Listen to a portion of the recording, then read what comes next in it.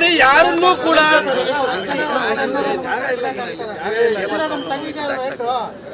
ನೋಡಿ ಈ ಜೆ ನಗರದಲ್ಲಾಗಿರ್ಬೋದು, ಗೌರಿಪಳ್ಳಿ ಆಗಿರ್ಬೋದು, ಸಾಮಣ್ಣ ಗಾರ್ಡನ್ ಆಗಿರ್ಬೋದು, VS ಗಾರ್ಡನ್ ಆಗಿರ್ಬೋದು, ಇದೇ ಮೊದಲೇನಲ್ಲ, ಇದು ಪ್ರತಿ ಬಾರಿ ಕೂಡ ನಡೀತಾ ಇದೆ.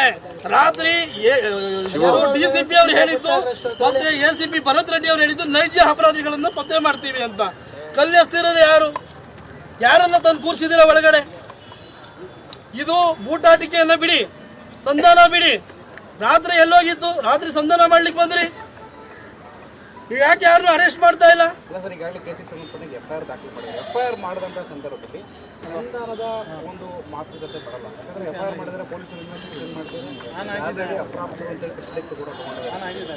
ಯಾವ ಆಧಾರದ ಮೇಲೆ ನೀವು ಅವರು ಅಪರಾಧಿಗಳಲ್ಲ ಅನ್ನೋ ಒಂದು ನೋಡಿ ಸರ್, ಇಲ್ಲಿ ರಾತ್ರಿ ಇಷ್ಟು ಬೇಗ ಇವರು ಸೆರೆ ಹಿಡಿದಿದ್ದಾರಲ್ವಾ, ಅವರೇ ಕಲ್ಲೊಡೆದ್ರು ಅನ್ನೋದಕ್ಕೆ ಸಾಕ್ಷಿಗಳನ್ನ ಈಗ ಕೊಡ್ಬೇಕಾಗತ್ತೆ ಮೊದಲನೇದಾಗಿ.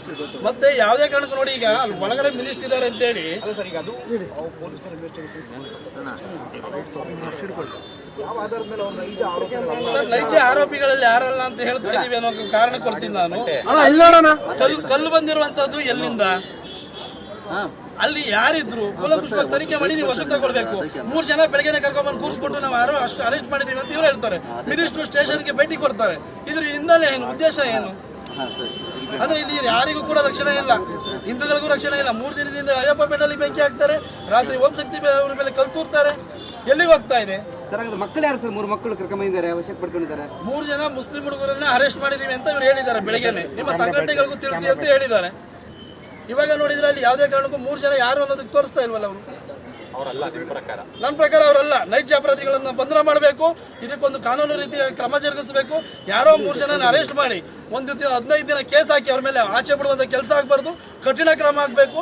ಮತ್ತೆ ಶಾಂತಿ ನೆಲೆಸಬೇಕು. ಈ ಜಯನಗರದಲ್ಲಿ ಪೊಲೀಸ್ನವರು ಹೇಳ್ತಾ ಇರಲ್ಲ, ತೋರಿಸ್ತಾ ಇಲ್ಲ. ಪೊಲೀಸ್ನವರು ಹೇಳ್ತಾ ಇರೋದು ಇವರೇ ಆರೋಪಿಗಳು, ನಾವು 3 ಜನ ಬಂಧನ ಮಾಡಿದೀವಿ ಅಂತ ಹೇಳ್ತಾ ಇದ್ದಾರೆ. ಇದಕ್ಕೆ ದಕ್ಷಿಣ ಮಧ್ಯ DCP ಅವರು ಮತ್ತೆ ACP ಅವರು ಮಧ್ಯ ಪ್ರವೇಶ ಮಾಡಿ ಕೂಲಂಕುಷವಾಗಿ ಇದು ತನಿಖೆ ಮಾಡಬೇಕು. ಮತ್ತೆ ಯಾರು ನೈಜ ಅಪರಾಧಿಗಳು ಬಂಧನ ಆಗಬೇಕು. ಆಕ್ಷೇಪಣೆ ಏನಿಲ್ಲ. ನಿಮ್ಮ ಕ್ಷೇತ್ರದಲ್ಲಿ ಪದೇ ಪದೇ ನಡೀತಾ ಇದೆ ಇದು. ಯಾಕೆ ನೀವು ಇದನ್ನು ತಡೆಗಟ್ತಾ ಇಲ್ಲ?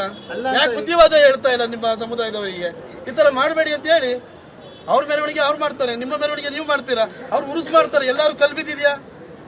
ಮೆರವಣಿಗೆಗಳು ಹೋಗ್ತಾರೆ, ಕಲ್ಬಿದ್ದಿದೆಯಾ? ಇಲ್ಲ. ದೇವರ ಮೆರವಣಿಗೆ ಮೇಲೆ ಕಲ್ಲು ಹೊಡೆಯೋದು ಏನು ಉದ್ದೇಶ ಏನು ನಿಮ್ದು? ಈಗ ಸಾಮಣ್ಣ ಗಾರ್ಡನ್ ಖಾಲಿ ಆಯ್ತು, ಗೌರಿಪಳ್ಳಿ ಖಾಲಿ ಆಯ್ತು, ಹಿಂದೂಗಳು ಉಳಿದಿರೋ ಜೆ ನಗರ VS ಗಾರ್ಡನ್ ಏನಿದೆ ಇದನ್ನು ಖಾಲಿ ಮಾಡಿಸೋದು ಉದ್ದೇಶ ಅಷ್ಟೇ ಅವ್ರದ್ದು, ಬೇರೆ ಏನಿಲ್ಲ. ಮೆರವಣಿಗೆ ಏನಾದ್ರು ಪರ್ಮಿಷನ್ ತಗೊಂಡಿದ್ದಾರೆ ಸರ್? ದೇವ್ರ ಮೆರವಣಿಗೆ ಪರ್ಮಿಷನ್ ಆಗಿದೆ, ತಗೊಂಡಿದ್ದಾರೆ. ಎಲ್ಲೆಲ್ಲ ಬೇಕಂತ ರೂಟ್ ಮಾಡಿಸ್ಕೊಟ್ಟಿದ್ದಾರೆ. ಪೊಲೀಸ್ ಬಂದೋಬಸ್ತು ಇದ್ರೂ ಹೊಡೆದಿದ್ದಾರೆ ಅಂತಂದ್ರೆ ಇಲ್ಲಿ ಪೊಲೀಸ್ನವ್ರಿಗೆ ರಕ್ಷಣೆ ಇಲ್ಲ. ಬೆಂಗಳೂರಿನಲ್ಲಿ ಎಕ್ಸಾಂಪಲ್ಗೆ ನಿಮ್ಗೇನು ಮಾಧ್ಯಮದವ್ರಿಗೆ ಹೇಳ್ಬೇಕಿಲ್ಲ. ಹುಬ್ಳಿ ಇರ್ಬೋದು, KGL, TGL ಇರ್ಬೋದು, ಮದ್ದೂರು ಇರ್ಬೋದು, ಪೊಲೀಸ್ನವ್ರಿಗೆ ಪಾಪ ಅವರು ಅಸಹಾಯಕರಾಗಿದ್ದಾರೆ ಪೊಲೀಸರು.